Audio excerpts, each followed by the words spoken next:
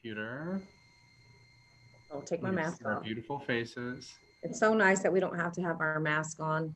It really is. And I don't think it really takes away from the quality. So let's Mm-mm. share computer sound. Right. Well, I'm going to double check to make sure I clicked everything. Share screen. Yep. All right.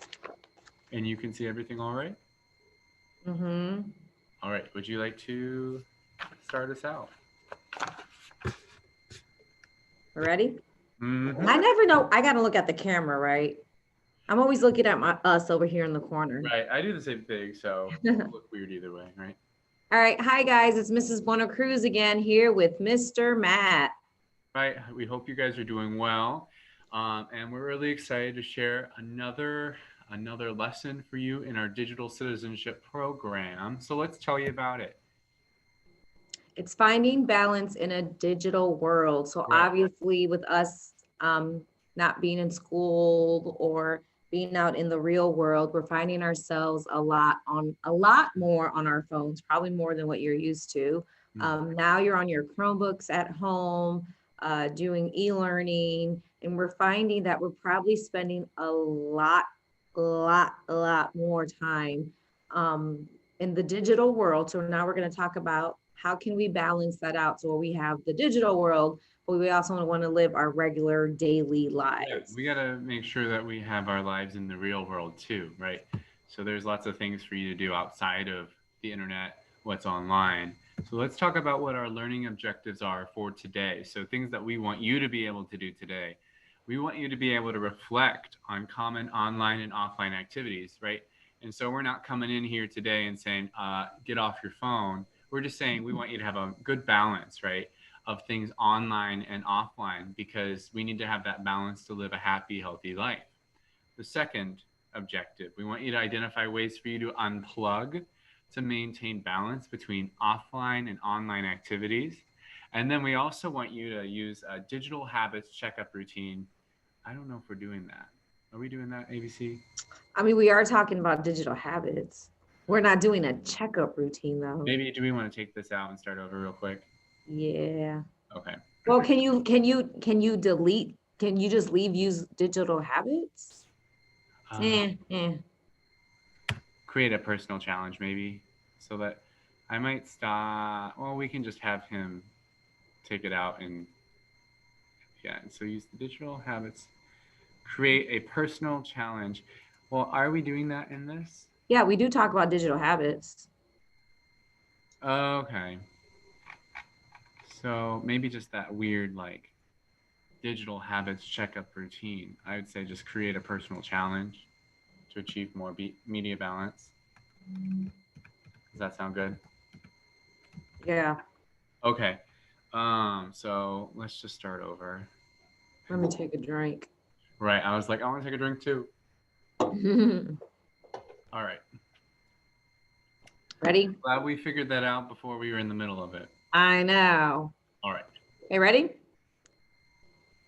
All right. Hi, everybody. It's Mrs. Buena Cruz again here with Mr. Matt. Sorry, Mr. Matt. I'm keep cutting you off. Start over. Oh, sorry. I'm not going to say your name. I'll let you say your name. Oh, okay. Hi, everybody. It's Mrs. Buena Cruz again. And Mr. Matt. We hope you're all doing well today. And we're here to present another installment of our digital citizenship program to give you tips and tools to be digital citizens. So, Mrs. Buena Cruz, what are we talking about today? Ooh, today we are talking about finding balance in a digital world. So with everything that's been happening in our world today, we are finding ourselves, Matt, oh, stop. Yeah, what's wrong?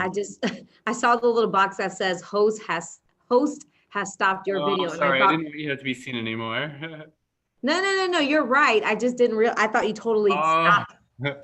Okay, I'll bring you back. That's okay. This is the first time we've done this. I know. Okay. Yeah, I just do that because if you're talking, I can just turn you off. Okay, sounds great. Whoa, what happened? Oh, here it goes. Okay. Take 3. Hi guys, it's Mr. Boy.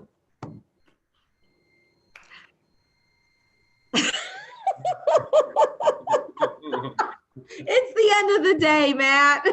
Let me take another chug. I need something stronger. Darn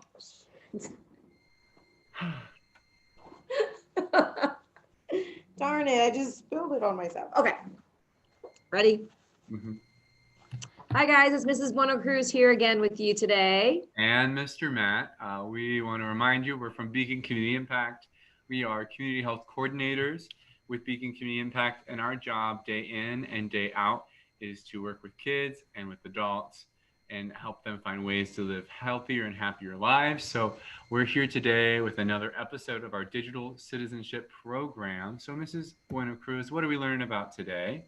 So today we are talking about finding balance in a digital world. With everything that's been going on in our world today, we are finding ourselves being on our phones a lot more. You're probably on your Chromebooks a lot more with e-learning. You're probably stuck in your room a lot more because you're on a digital world. And we're going to talk about how do we find a balance from being on your phone or your Chromebooks all the time, and also finding the balance of regular, normal, everyday lives without the phone, without the Chromebooks. Mm-hmm. I think now more than ever, we need to be mindful of this digital balance, especially when sometimes, like when we were placed on lockdown because of the pandemic, maybe all we could do was be on our devices. But even if you're at home, there are ways for you to find that balance, even if you can't go out and do things in your community. So let's talk about what our objectives are for today. So we have 3 main objectives for you today. So we're hoping that you'll be able to do these things with us today, even though we're not with you in the classroom. So number 1, we want you to reflect on common online and offline activities. So we want you to think about the things that you do every day, and you're able to recognize, oh yes, this is an online activity, this is an offline activity, so that you can be mindful of that balance. So maybe you're thinking, oh, I'm spending too much time online, or maybe I don't think there might be a case where you're spending too much time offline, but being mindful of the balance between online and offline activities. Number 2, we want you to identify ways to unplug to maintain balance between online and offline activities. And so this is a lesson that we all need to learn.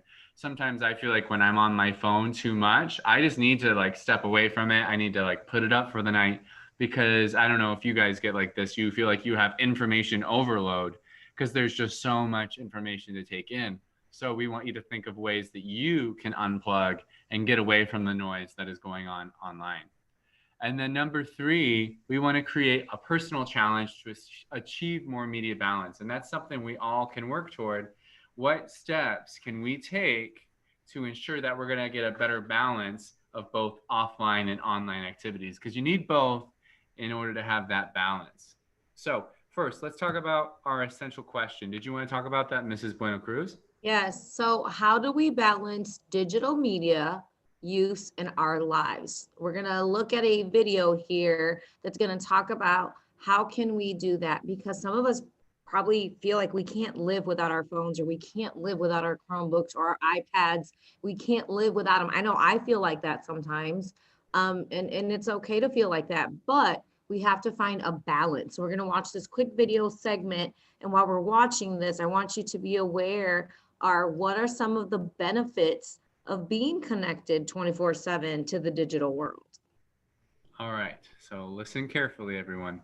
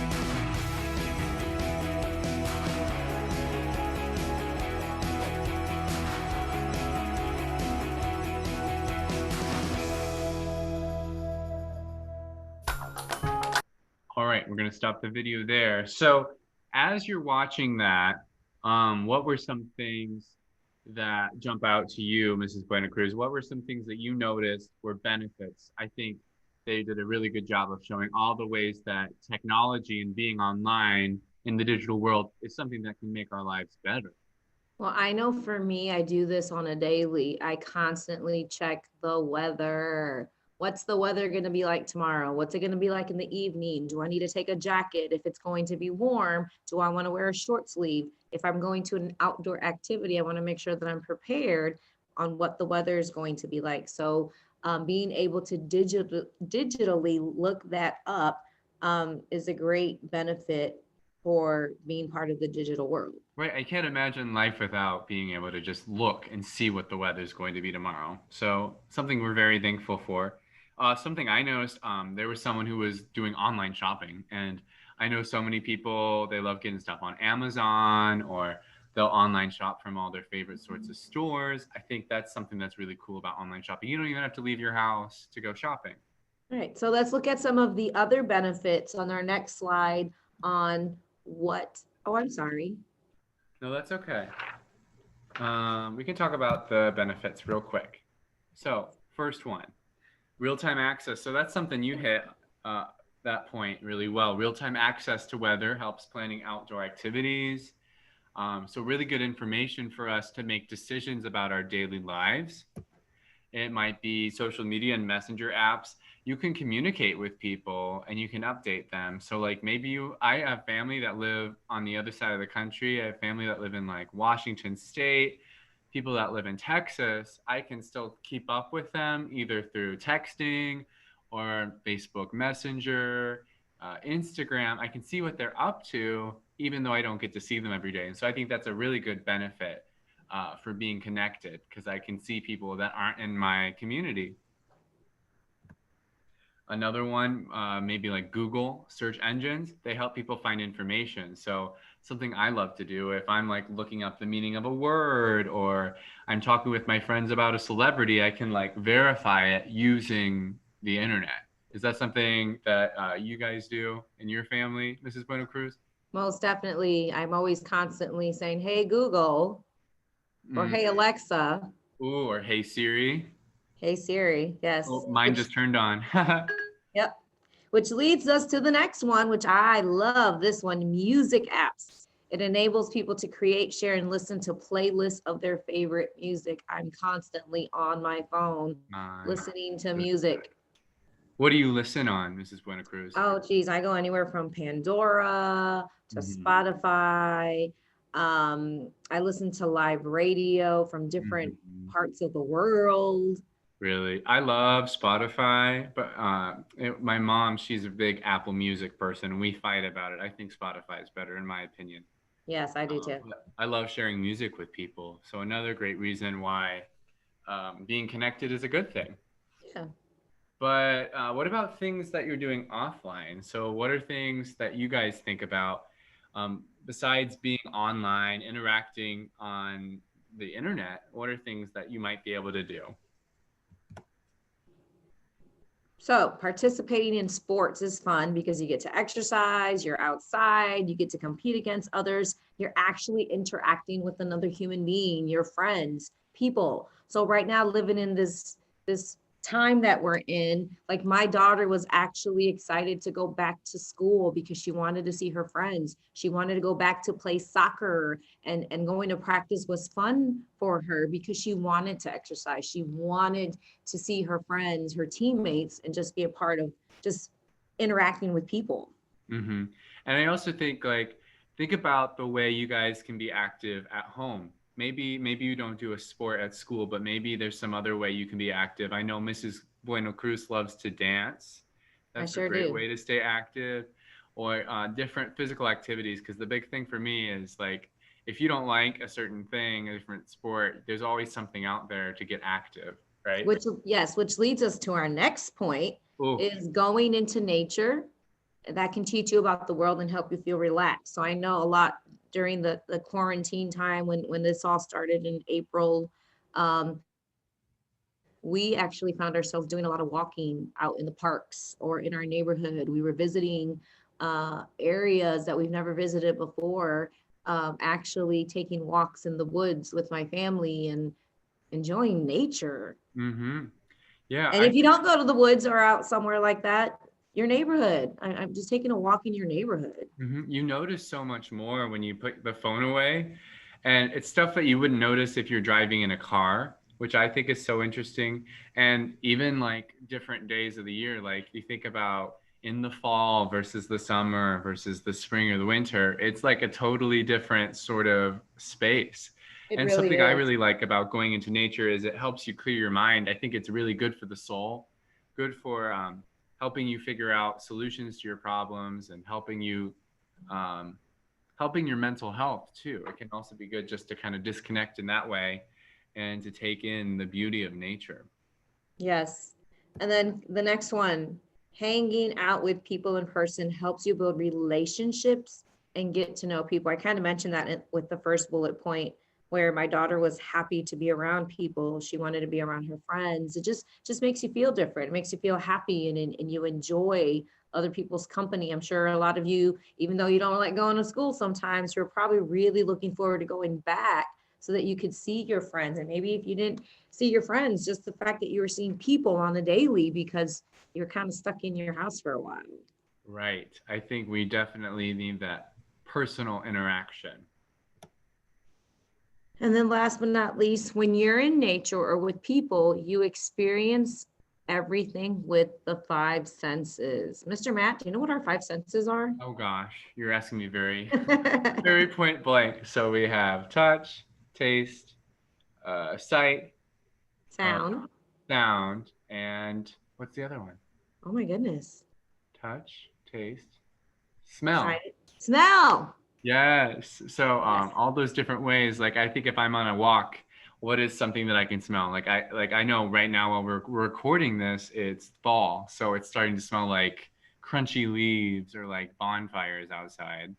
And what are you seeing? You're seeing the falling leaves, the changing colors. What are you touching? You might be feeling a leaf in your hand. I don't know what you'd be tasting. Maybe like hot chocolate or maybe something with pumpkin spice. Uh, Yes. so a lot of ways to get interact with the world, and I think that's an interesting point. Is that we don't get to use all five senses when we're online. We don't actually get to watch the game. If you're watching it, you're not there in person. You don't get to like feel the full experience, right? You're kind of like an outsider looking in. So I think there's something to be said about doing things offline because you get to be fully in the moment. I feel like sometimes we're on our phones and we're missing what's going on because we're more absorbed in what's going on in our phone. Like if I'm at dinner and I'm on my phone and I'm not even paying attention to the conversation between my family. You know what I mean? All right. Mm-hmm. So going over these two slides, we talked about the benefits of being involved with digital media, but we also talked about the benefits of not being involved with the digital media. And that all goes back to balancing both of them, media balance. Media balance is when using media in a way that feels healthy and in balance with other life activities like being with your family, your friends, school, hobbies, etc.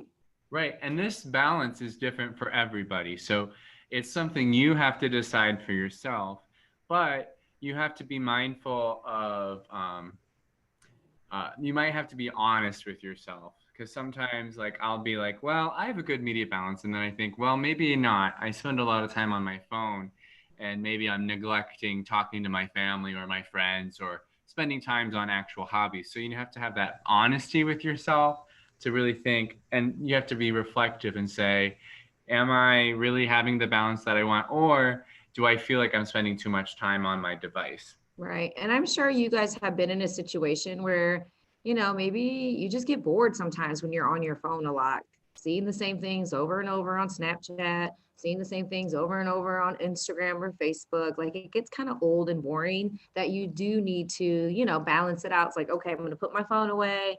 And let me go outside and hang out with my friends. Let me help around the house, or let me just chill and do something else, not being a part of your phone, Chromebooks, Apple, Pat, whatever it is that you use. And so that kind of leads into this discussion of what a digital habit is. Because I think sometimes we're so used to using our devices, we don't even think about how Yep. much time we're spending on it because it's become a habit. And so it might be hard for us to spend less time on it. So what would you say to someone, Mrs. Buena Cruz, if they feel like, yes, I want to change, but it's really hard for me to put my phone down or to log off? Yeah, that I'm guilty of that. I have breakups with my phone a lot because I'll find myself on my phone quite a bit at home that my Mm-hmm. kids will say, "Hey mom, hello, mom, can you get off your phone?"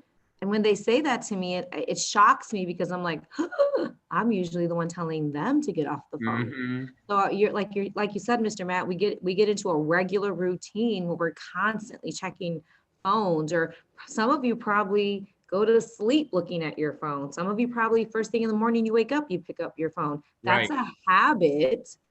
That's a habit that you've created. And in order to break that habit, or you know, to work on it, work on getting rid of that habit, we have to try to do things like putting your phone away, putting it in a different room so you're not constantly checking it.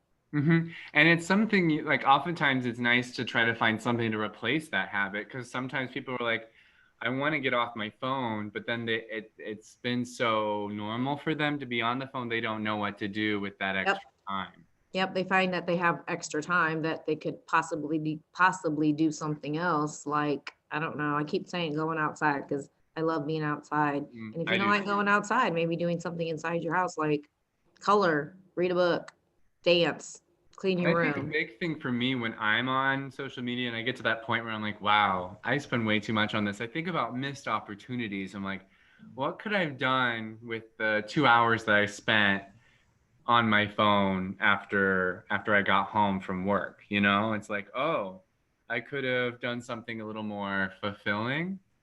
And so I think that's something I struggle with. So I think it's something that we all can work to improve that media balance that we want in our lives. Right.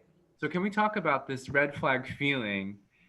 Sometimes we talk about the red flag feeling in like when we're online and maybe we're dealing with uh, content that's inappropriate. But how might we have a red flag feeling when we're getting on digital media and maybe you're scrolling through it and it becomes like the you just feel sad or anxious the more that you're on social media. Do you ever feel like that, Mrs. Bueno Cruz, or do you see kids getting into that sort of situation? Yeah, I do. I think sometimes some students, because they're on it so much, they're kind of in other people's worlds. And what I mean by that is they get so wrapped up on, oh, look at what Kanye's doing. He's having fun. I wish I could have fun. Right. And Or, they yeah, go don't ahead. see like what they could be doing in their life that could be fun.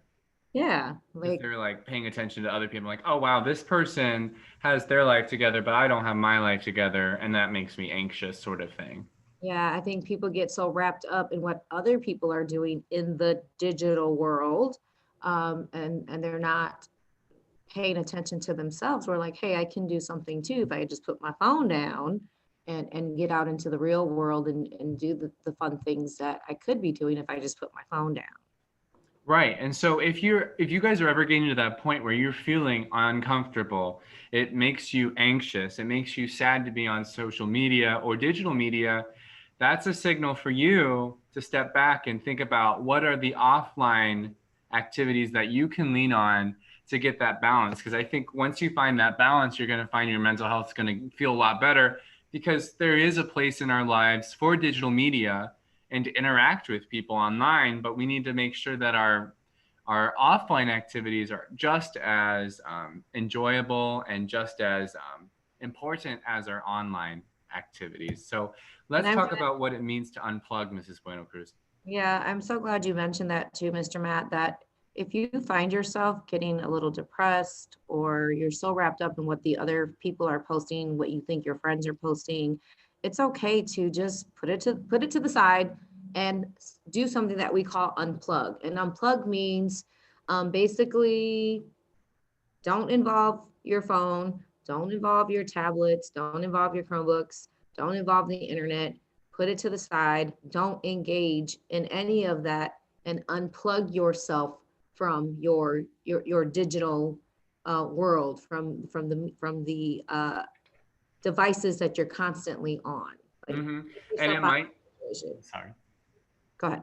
Oh, it might feel kind of hard to make that first decision to unplug, but I guarantee you'll feel better to spend that time away. And so we had some ideas of ways to unplug, literally to unplug. Some of them were to turn off your phone. I'll do that from time to time. Or when I get home, I'll leave my phone in my bedroom and then I'll not spend time in that room. Obviously, if you're spending all your time in your bedroom, don't leave your phone in your bedroom where you're going to have access to it. Mhm. So it's just like I might check it maybe like once an hour sort of thing. You might spend time outside, get active, go for a run, go for a walk, try a new sport, try to learn a new dance, maybe a TikTok dance, or maybe Mhm. read a new book. But my question for you, Mrs. Bueno Cruz, how do you unplug?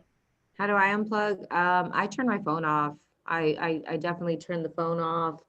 I put it in away. I put it away so I'm not tempted to look at it, because if I put it on vibrate and I notice that my phone's going off, I want to hurry up and grab it.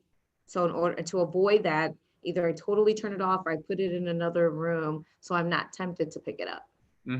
I know like the most recent thing I did. So last weekend, I just decided my family, we were going to go to a state park and I just left my phone at home for the whole day and I didn't even miss it, you know?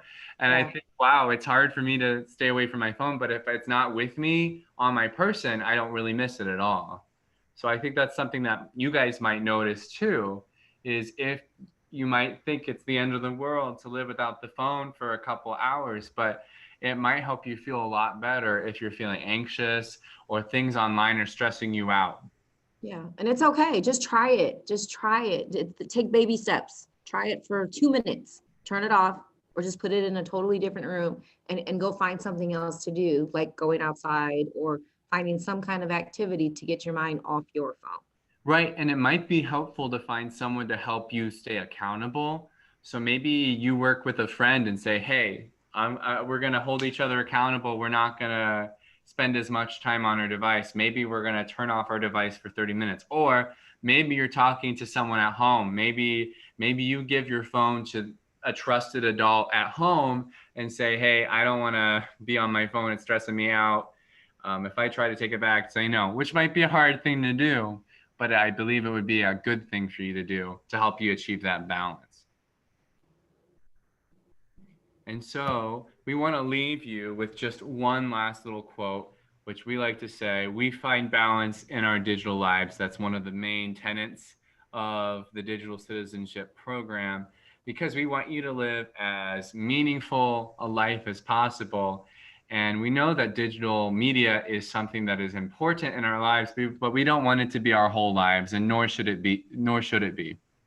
No, don't let it take over you. Like I said, I'm guilty of it. We're all guilty of it. We're constantly on our phones. We're Mhm. constantly on our And Chromebooks. a lot of these apps and websites, they're designed to be addictive. Yes. They're designed to draw you in. So it's okay if you feel like it's hard to get off, because that's the way they were designed, to hook people onto them. So you have to be strong and set goals to find that balance. So enough of us talking so you can get off. Mhm. Right. We want to wish you the best, and we want to hear ways about how you're achieving digital balance. So we'll talk to you guys soon. We'll talk to you after our next lesson. Yes, have a good Thanks, guys. day. Turn Bye. us off and go outside.